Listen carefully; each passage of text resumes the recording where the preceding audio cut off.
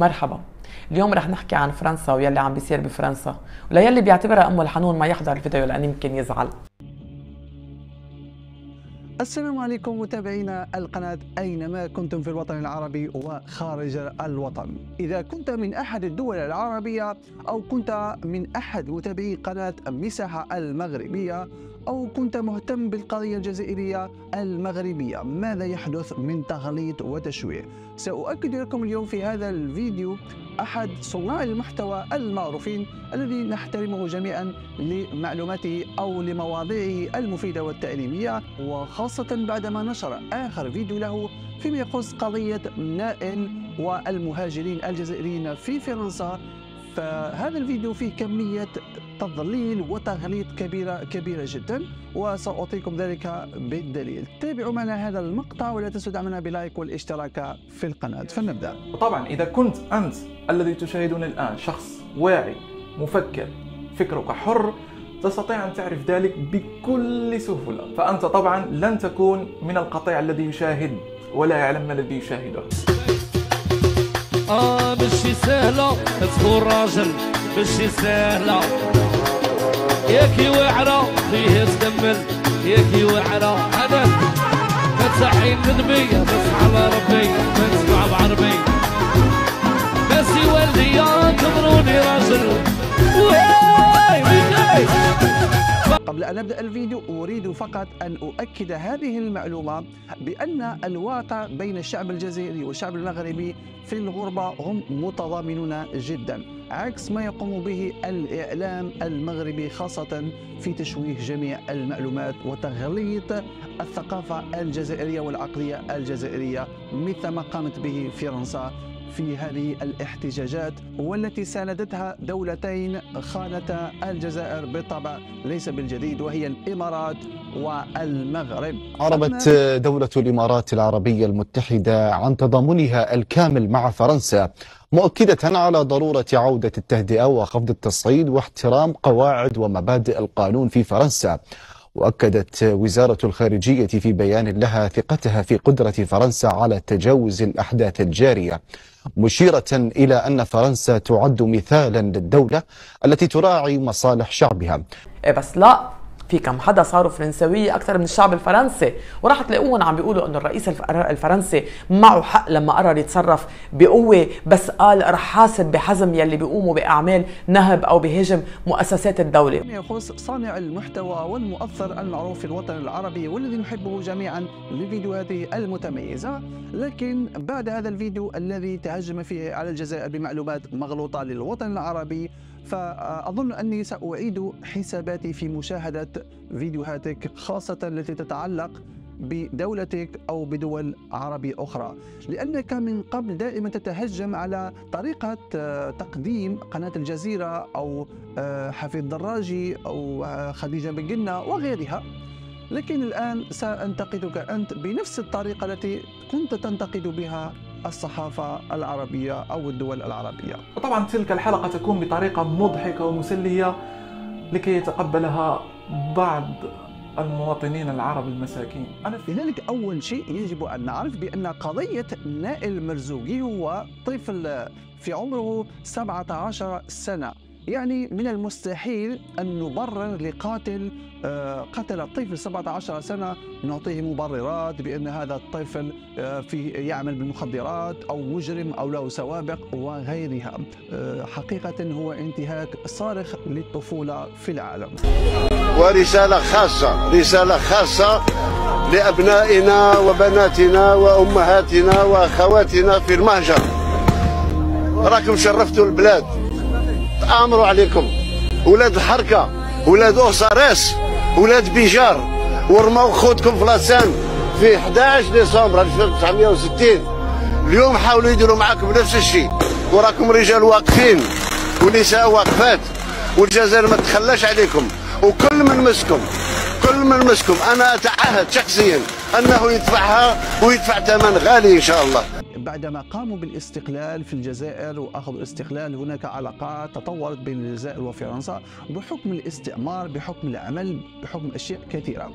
فهناك مهاجرين جزائريين كثر في تلك المنطقة، وليس معناه بأن الجزائريين هم من قاموا بالتخريب. وسأكشف كذبك وتشويهك للجزائريين بإثبات ودليل يعني خارج من مصدر حكومي رسمي فرنسي.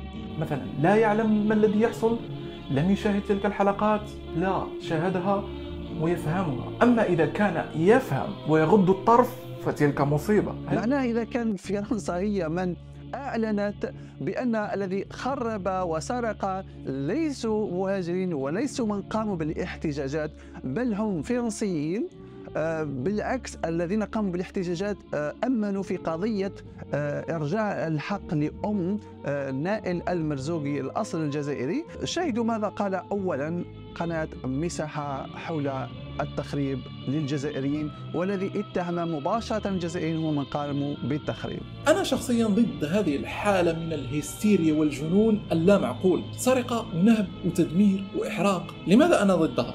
لسببين. أولا، إذا كنت تكره فرنسا إلى هذه الدرجة كراهية للدولة والشعب والنظام ككل، إذن لماذا تعيش فيها؟ لماذا لا تعود لبلدك؟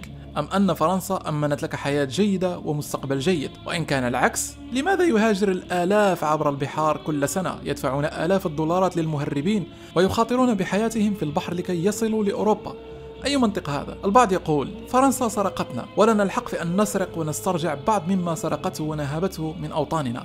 لكن هنا يطرح سؤال جوهري، تلك السيارات والمباني والمحلات التي تم إحراقها ونهبها، أليس فيها ممتلكات مسلمين؟ أليس فيها ممتلكات عرب؟ أليس من بينها مباني وسيارات ومحلات لجزائريين؟ إذن ما ذنبهم في الموضوع؟ هل هم من سرقوا بلدانكم؟ هل هم من احتلوكم؟ ما ذنبهم في كل هذه القصة لتحرقوا وتسرقوا محلاتهم ومبانيهم وتكسير ممتلكاتهم؟ هل التظاهر يكون عبر سرقة محلات أبل وسرقة أجهزة التلفاز؟ شاهدوا هذا الفيديو والذي يوضح متظاهرين يحاولون سرقة صراف آلي. ردة الفعل الغاضبة واللي عم تتحول بمطارح العدائية على الممتلكات صحيح، ولكن هي نتيجة شو؟ جرائم عنصرية. هيدا مش حكي أنا أماني، لا، هيدا حكي المفوضية العامة لحقوق الإنسان يلي قالت إنه لازم وضع حد للجرائم العنصرية بفرنسا. في ناس ما همها الشاب اللي انقتل، همها ممتلكات أمنا الحنون فرنسا. ومش عارفة كيف بدي لكم إياها، بس مش مفروض تكونوا كمثقفين يعني شايفين إنه اللي أصولهم عربية هن اللي عم يتظاهروا. عندكم حادثة جورج فلويد سنة 2020 بأمريكا، الشعب الأمريكي تظاهر واحتج وخرب الدنيا، فيا ريت تخفوا علينا شوي. إذا شاهدتم المقطع لصاحب قناة مساحة المغربي الذي أحبه كثيرا في مقاطعه وأسلوبه، لكن للأسف تهجمك على الجزائر الذي اضطرني إلى انتقادك بهذه الطريقة العلنية. إذن شاهدوا الآن الرد الرسمي من وزير الداخلية الفرنسي الذي سكت لكي يفضح العملة الفرنسية بحد ذاتها، ليكشف بأن فرنسا متعاملة مع الماسونية وإسرائيل لتشويه فقط المهاجرين. وقضية الماسونية تشويه المهاجرين في كل أوروبا ما زالت لحد الآن في خطر، فالمهاجرين ما زالوا في خطر. إذن شاهد هذا التصريح من وزير الداخلية الفرنسي. Oui, monsieur le député, il faut aussi ne pas confondre les débats. Moins de 10% des 4000 interpellés étaient étrangers, monsieur le député. 90% étaient français. 40 personnes seulement étaient éligibles à un centre de rétention administratif. La question d'aujourd'hui, c'est ceux des jeunes délinquants, pas des étrangers. Nous sommes nombreux ici, monsieur le député, à être issus des quartiers, à être issus de l'immigration et à aimer notre pays. Et nous ne voulons ni de la haine des policiers, ni de la haine des étrangers, mais nous voulons de l'amour de la République. Moi, je n'y ai pas vu. J'ai fait une quinzaine de commissariats en 4 jours, la nuit. Et la première chose que je fais quand je vais au poste de garde, c'est que je demande la liste des personnes qui sont gardées et qu'est-ce qu'ils ont fait. Jusqu'à présent, on m'a beaucoup dit que c'était des gens pour violence intrafamiliale. On peut tous faire l'expérience, vous êtes parlementaire, vous y allez quand vous le souhaitez, bien évidemment, c'est la loi de la République. J'ai regardé, et faites-le dans vos commissariats, dans vos brigades de gendarmerie, qui sont ces gens? Oui, il y a des gens qui, apparemment, pourraient être issus d'immigration. Mais il y a eu beaucoup de Kevin et de Mathéo, si je peux me permettre.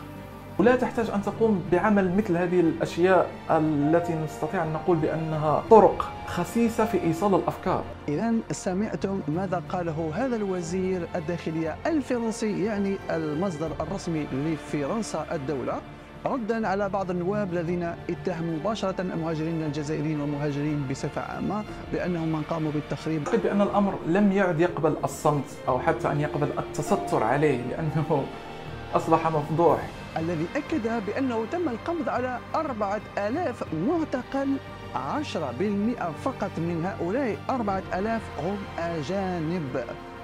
عندما نقول أجانب لم يقل جزائريين، معناها حوالي 3000 وأكثر هم فرنسيين من قاموا بالسرقة والنهب والتخريب وكل ما فعلوه.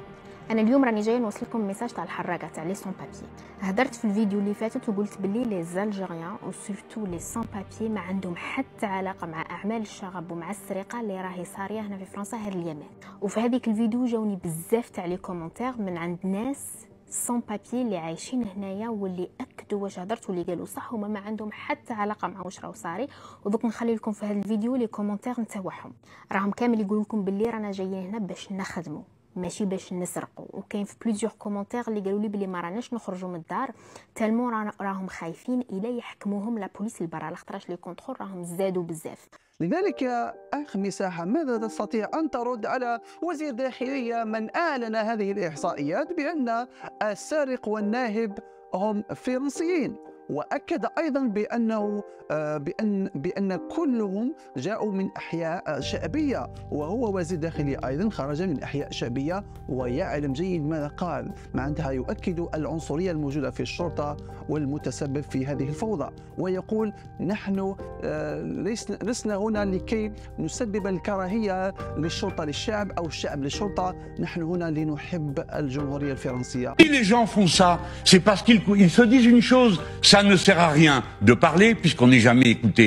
Ils se disent les gilets jaunes ont obtenu 10 milliards parce qu'ils ont cassé tout ce qui était sur leur route. Voilà l'état d'esprit public, il faut le comprendre. Et si on veut éviter d'en arriver là, avec les aspects absolument insupportables que nous avons dénoncés, vous et moi, en début de notre rencontre, alors il faut savoir mettre en avant les éléments de justice. Justice égale calme, pas de justice, pas de calme. هذا تقريبا ما قاله وزير الداخلية. لذلك فلماذا يا قناة مساحة قمت بتشويه الجزائريين فقط لأنك شاهدت بعض الفيديوهات وبعض المروجين يقولون بأن الجزائريين قاموا بعمل كذا كذا كذا؟ فكيف يعقل وأنت تقول في أحد حصصك في التلفزيون تقول بأني أتأكد من المصدر قبل نشره؟ كيف تتأكد من المصدر وتتهم الجزائريين هم من خربوا؟ والشيء الذي أحزنني أنك مغربي، يعني عربي مسلم. هذا اللي هنا مسيو جيرالد دارمانان هو وزير الداخلية الفرنسي، لو مينيستر دو لانتيريور دو فرانس. البارح قال في لاسومبلي ناسيونال أنهم شدوا 4000 واحد من الناس اللي كانوا كيديروا الفوضى. وسيداتي سادتي كيف ما قلت لكم في هاد لا فيديو 90% فيهم سون دي فرونسي و10% فقط هما دي زيترونجي، يعني 3600 فرنسي و400 اترونجي. ومن هاد 400 اترونجي كاين 40 واحد فقط اللي بدون اوراق. عقلتوا فاش قلتها لكم في هاد لا فيديو؟ الناس اللي ما عندهمش الاوراق متكونسونطريين على خدمتهم، على داكشي اللي جاو على قبلو لهاد البلاد السائده. لم تتكلم على قضيه النائل والشرطي وتهجمت على الجزائريين وقلت لهم بانهم يسرقون، وحولت الموضوع مثل ما قام بتحويله الإعلام البروباغندي الفرنسي من قتل شرطي للشاب أو طفل صغير حوله إلى مهاجرين ونهب وسرقة وغيرها. لذلك فأنا أطلب منك كجزائري أن تعتذر للشعب الجزائري وتحذف الفيديو الذي قمت فيه بتشويه واتهام الشعب الجزائري بأنه مخرب وسارق. ووزير الداخلية أعلن بأنه 10% فقط ما قاموا بالتخريب من 4000 معتقل هم أجانب، يعني 10% أجانب والباقي هم فرنسيين 100%. لذلك فكارثة. وهون السؤال، مش هيدا يلي عملته فرنسا بكل دول استعمرتها؟ مش هيدا يلي بعدها عم تعمله لليوم بأفريقيا؟ بالأخير نحن مش مع الاعتداء على الممتلكات، بس خلونا ننهيها بهيدا السؤال. هودي الناس الغاضبة يلي عارفة بأي لحظة ممكن يكونوا مطرح نائل، كيف ممكن يحتجوا إذا مش هيك؟ وقتا أحكي وما تسمعني بدي أغضب وصرخ تيوصل صوتي. ننتقل إلى بقية الفيديو الذي تكلمت فيه لأرض فيه، لأنه بحكم أنه تكلمت على الجزائر راح نردوا مثلا على هذا اللي تكلمت عليه الآن. اللا معقول، سرقة، نهب وتدمير وإحراق. لماذا أنا ضدها؟ لسببين. أولا، إذا يقول بأنه ضد الحرق وغير ذلك لسببين فسيذكرهما. كنت تكره فرنسا إلى هذه الدرجة، كراهية للدولة والشعب والنظام ككل. إذا لماذا تعيش فيها؟ لماذا لا تعود لبلدك؟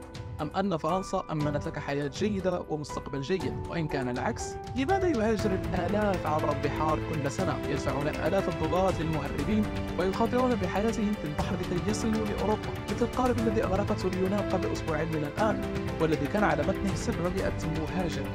إذا يقول لماذا المهاجر يذهب إلى فرنسا رغم أنه يكرهها بشدة، وهو يمعني أو يتهم الجزائريين لماذا تذهبون إلى فرنسا وأنتم تكرهونها.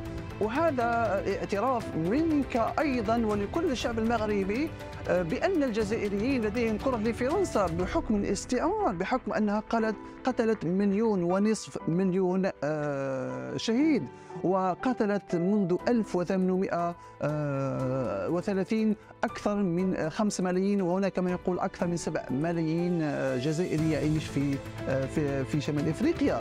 ففرنسا هي دولة عنصرية قاتلة للأطفال ومجرمة حرب، وكل إفريقيا تكرهها. أنا لم أفهم سؤالك لماذا نهجر إلى فرنسا؟ إيمانويل ماكرون وصفنا بالمقرفين، بالساخرين، بغير المسؤولين. الغير مسؤولين يا إيمانويل ماكرون الذين قاموا بقذف ليبيا لكي لا يقلقهم أن تحصل إيطاليا على امتيازات مهمة في مجال الطاقة مع القذافي، وتركونا نواجه فوضى الهجرة غير النظامية التي نتواجد فيها. الساخرون يا إيمانويل ماكرون هم الفرنسيون الذين يرسلون الترك لإعادة أي مهاجر يحاول عبور الحدود في مدينة فانتيميليا. المقرف هي فرنسا التي ما زالت ولا زالت تستغل في إفريقيا عبر طباعة النقود 14 بلدا إفريقيا، تفرض عليهم رسوم سك العملة، وعبر تشغيل الأطفال في المنازل، وعبر استخراج المواد الخام مثل ما يحدث في النيجر، حيث تقوم فرنسا باستخراج 30% من مادة اليورانيوم التي تحتاجها، في حين أن 90% من شعب النيجر يعيشون بدون كهرباء. لا تأتي لتقدم لنا دروسا يا ماكرون، لأن الأفارقة يهجرون قارتهم بسببكم، والحل ليس هو نقل الأفارقة إلى أوروبا، بل تحرير إفريقيا من بعض الأوروبيين. لن نقبل منكم دروسا. هل هذا واضح؟ المهاجرين يذهبون إلى أوروبا للبحث على العمل والدراسة العليا، لأنه لكي أعطيك مثال فقط بأن الجزائريين ليس كلهم غير مثقفين أو يذهبون إلى قوارب، بل معظمهم أطباء، معظمهم لديهم مراكز عليا في الدولة الفرنسية في الطب، في العلم، في النهضة، في وش تتخيل أنت. لذلك فالهجرة ليست عيب إذا ذهبت إلى دولة كافرة أو دولة تكرهها، المهم أن تكون دولة عادلة. وفرنسا في كثير من أوقاتها 80% أو 90% هي دولة عادلة، ولكن العنصرية موجودة في فرنسا. وكنت سأقول لك لماذا المغرب أيضا يذهبون إلى أوروبا. هو سيادة شخصية، أذهب أينما أشاء وأينما أريد، أكره أو أحب، هذه مشكلتي أنا وليس مشكلتك أنت يا قناة مساحة. وما دمت قلت بأن الجزائريين يكرهون فرنسا، فهل تقصد بأن الشعب المغربي يعشق فرنسا؟ يعشق فرنسا الدولة المستعمرة؟ لماذا؟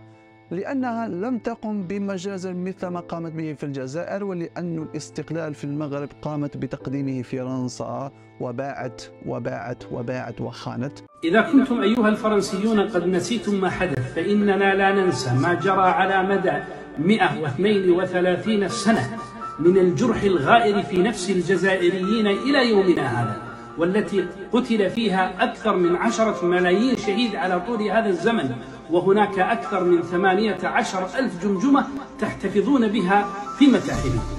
إذا كنتم نسيتم أيها الفرنسيون، فإننا لا ننسى مع أنه قد مضى على خروجكم من بلادنا أكثر من 60 سنة، لا ننسى أنكم لم تقدموا لنا اعتذارا على ما فعلتموه طوال هذه السنين، من تعذيب وتنكيل بالجزائريين واتخاذهم دروعا بشرية ضد إخوانهم الذين أرادوا إخراجكم. إذا كنتم قد نسيتم أيها الفرنسيون فإننا لا ننسى ولن ننسى، وسنبقى مرددين بلسان الحال ولسان المقال. يا فرنسا قد مضى وقت العتاب وطويناه كما يطوى الكتاب. يا فرنسا إن ذا يوم الحساب، فاستعدي وخذي منا الجواب. إن في ثورتنا فصل الخطاب، قد عقدنا العزم أن تحيا الجزائر، فاشهدوا فاشهدوا فاشهدوا. وهذا قصة معروفة، يمكنكم الذهاب والبحث على محمد دومير الجزائري المؤرخ الجزائري سيكشف لكم ما أتكلم عنه. إذا نكمل ماذا يقول أيضا قناة مساحة. رحمه الله: تقطع البحر ممكن تموت وممكن تعيش، بل وتقطع الغابات على الحدود مع اليونان، تهاجر مع أطفالك وتتجمد بالبرد. ممكن يعترض طريقك العصابات. بعد كل تلك المغامرة المميتة تصل لفرنسا وتطالب بإحراقها وتدميرها. أي منطق هذا؟ البعض تقول بأنه لماذا نطالب بإحراق فرنسا وتدميرها؟ زائرنا يا بلاد الجدد، نهضنا نحطم عنك القيود، وفيك برغم العدا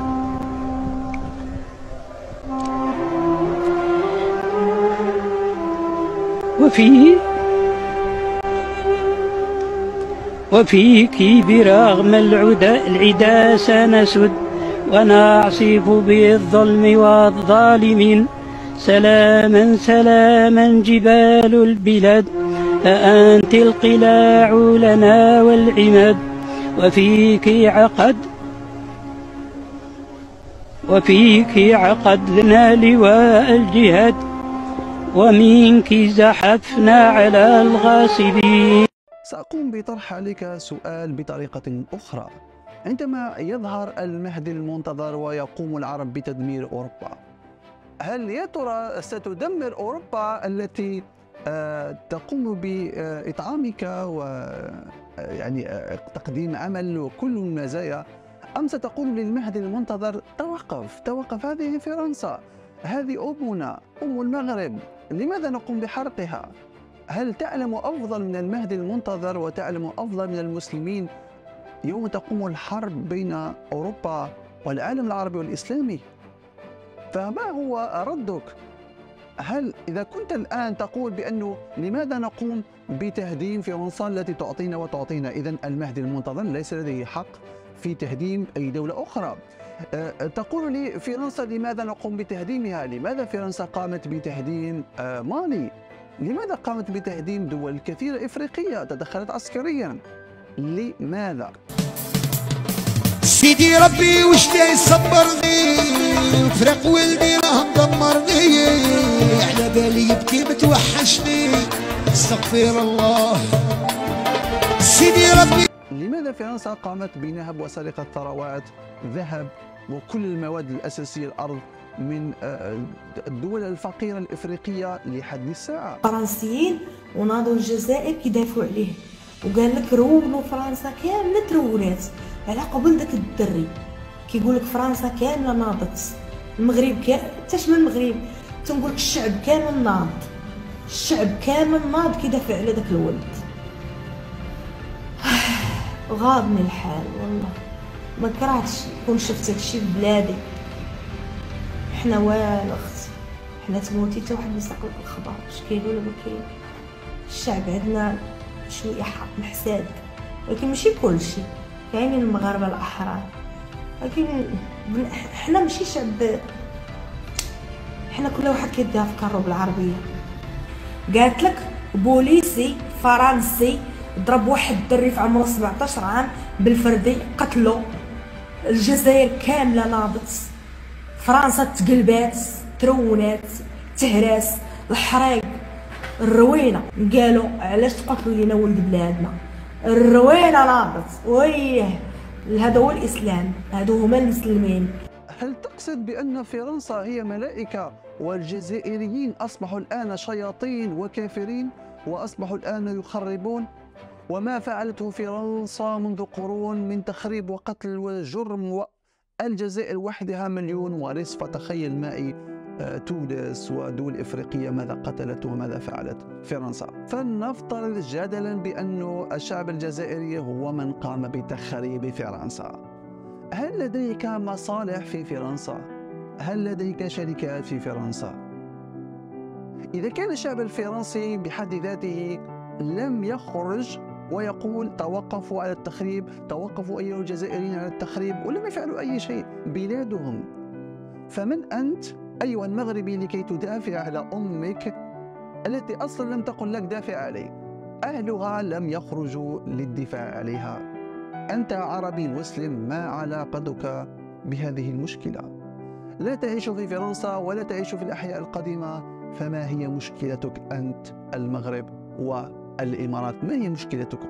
تدمر فرنسا أو أوروبا أو أمريكا، ما هي مشكلتكم؟ يمكنك أن تقول لي بأن فرنسا تمول المغرب مثلما تمول إسرائيل المغرب، أقول لك إذن دافع عليها، فهذا حقك. هكذا لكي نوضح الأمر ولتعلم بأن الجزائر لها سيادة ولا أحد يتحكم لا في الدولة ولا في الشعب. هذه لوحة مليح في بالك. إذن نستمر ونسترجع بعض مما سرقته ونهبته من أوطاننا. لكن هنا يطرح سؤال جوهري: تلك السيارات والمباني والمحلات التي تم إحراقها ونهبها، أليس فيها ممتلكات مسلمين؟ أليس فيها ممتلكات عرب؟ أليس من بينها مباني وسيارات ومحلات لجزائريين؟ إذن ما ذنبهم في الموضوع؟ هل هم من سرقوا بلدانكم؟ هل هم من احتلوكم؟ ما ذنبهم في كل هذه القصة لتحرقوا وتسرقوا محلاتهم ومبانيهم وتكسير ممتلكاتهم؟ هل التظاهر يكون عبر سرقة محلات أبل وسرقة أجهزة التلفاز؟ شاهدوا هذا الفيديو والذي يوضح متظاهرين يحاولون سرقة صراف آلي. هل هو عمل إنساني سيعيد الحق للمراهق نائل؟ هذه التغريدة التي ترونها أمامكم الآن نشرها إعلام الجزائر وفيها. إذن أنت تتكلم بخبث أكثر من خبث قناة الجزيرة التي كنت دائما تتهمها، فتقول من جهة لماذا تقومون بتكسير وتحطيم محلات فيها جزائريين وفيها جزائريين، في نفس الوقت تقول متظاهرين؟ فهل لديك إثبات بأن هذا الفيديو الذي فيه متظاهرين بأنهم جزائريين، هل مكتوب في بجبينهم أنا جزائري؟ أنت تقول مظاهرات وتظاهرات والفيديو فيه عملية سرقة، لكن من يسرق؟ هل هم جزائريين؟ هل أكدت المعلومة بأنهم جزائريين؟ هل أخبروك في الفيديو في الصحافة العالمية بأن هذا الفيديو جزائريين؟ هل قمت بتصوير ذاك الشاب الذي خرج من محل سرقة هو جزائري؟ إذن وزير الداخلية يقول فرنسي، يقول فرنسيين هم من سرقوا. إذن كيف يعقل لفرنسي ينهب جزائري؟ إذن هناك سرقة أخرى بعد قتل نائل، هناك سرقة وهناك نهب وهناك قتل. يعني إذا أكد وزير الداخلية الفرنسي بأن السارق هم فرنسيين، فكيف تشوه المهاجرين ووزير الداخلية يقول بأنهم فرنسيين؟ هل يعقل كرهك للجزائريين لهذه الدرجة؟ هل يعقل هذا أن تشوه موضوع كامل والدولة الرسمية تعلن بأن الفرنسيين هم من سرقوا وليسوا مهاجرين؟ هل يعقل هذا؟ فقط 10% من كانوا مهاجرين وسرقوا، الباقي 4000 معتقل. فنستمر ونتابع. يكسرون زجاج أحد محلات، وواضح أنهم يريدون كسر ذلك الزجاج لكي يدخلوا ويسرقوا محتواه. وكتب تغريدة فوق ذلك الفيديو فيها: نطالب الشباب الغاضب بعدم ضبط النفس، أي أنه يشجع على التدمير. وتنزل التعليقات تجد مكتوب مثلا: نعم لا تضبطوا أنفسكم وقوموا بالواجب. في تعليق آخر تجد مثلا: ربي عينهم الشباب على الفوضى والتكسير حتى في الغابة رجال. هذا الفيديو الثاني الذي تقول فيه بأنه أحد كاتبي فيسبوك يشجع على الدمار. يمكنني أن أتيك بعشرات الآلاف من تعليقات الفيسبوك التي تدعو للدعارة والتي تدعو علنا للسجود وعبادة الملك، وأتيك بآلاف وآلاف التعليقات التي تشجع كره الجزائر للمغرب بدون سبب، وتشويه التاريخ وتشويه الثقافة وكل شيء. يعني تأتيني بتعليق أحد الصحفيين الذي كتب بكل السيادية، وهو حر في تعليقه. وهذا ما كنت تقوله في الجزيرة ضد تنتقد الجزيرة بأنه ليس هناك رأي وغيرها. هو حر يكتب يدعو للعنف أو لا يدعو للعنف، هو حر. هذه فرنسا الاستعمارية التي استعمرتك واستعمرت الجزائر وقتلت 1.5 مليون شهيد، قتلت أجدادك. إذا لم يكن لديك جد مجاهد فبالطبع لن تفهم الموضوع. يفهم الشعب الجزائري والدول الاستعمارية التي ماتوا فيها الكثير. لذلك مرة أخرى، هل هذا الفيديو مكتوب فيه أنا جزائري؟ من قال لك بأن من كان يقصر في المحلات هم جزائريين أو مهاجرين؟ من قال لك؟ هل الفيديو مكتوب فيه جزائري قام الدولة الفرنسية ولم تكتبها ولم تعلنها؟ فكيف أن تقوم باتهام وتشويه الشعب الجزائري بأنهم قاموا بالتقصير والسرقة؟ ولو كانوا هؤلاء كلهم فرنسيين فماذا سيكون ردك؟ هل ستقول فرنسيين مهاجر؟ عيب عيب عيب يا أخ قناة مساحة، عيب وكفاك كذبا. تمنيت أن هذه المنشورات التي تدافع عليها على فرنسا أكثر من العرب والمسلمين، وهذا ليس غريب على المغرب، فالمغرب معروفة تاريخيا بخيانتها للدول العربية خاصة للجزائر، وتطعن في الظهر الجزائر دائما تاريخيا. تمنيت لو يوما ما تكلمت حول الدعارة الجنسية الكارثية التي قاموا بنشر أفلام ومسلسلات عليها، وقاموا بتهديد ممثليكم عندما قاموا بسرد الواقع المغربي.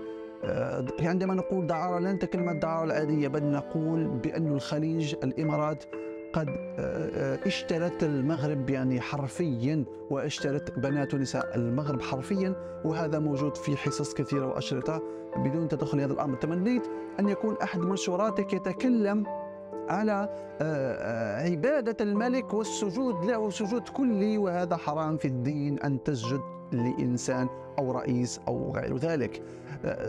تسجدون ولم تقل يوما بأن السجود حرام والسجود ممنوع، لا يمكنك ذلك. لذلك فمن فضلك، نحن لم نطلب منك شيء. هذه فرنسا استعمارية استعمرت الجزائريين، إذا لم تستعمركم أنت فهي مشكلتكم. إذا لا تقولوا بأننا كنا في استعمار، بل كنتم تعيشون في خيانة عظمى. والجزائر أخذت استقلالها بقوة السلاح، وهذا تاريخيا ومعترف به دوليا. لذلك من فضلك هذه فرنسا، ولا أظن أن لك علاقة بها، تدمر أو تخرب ألمانيا أو يحدث ما يحدث.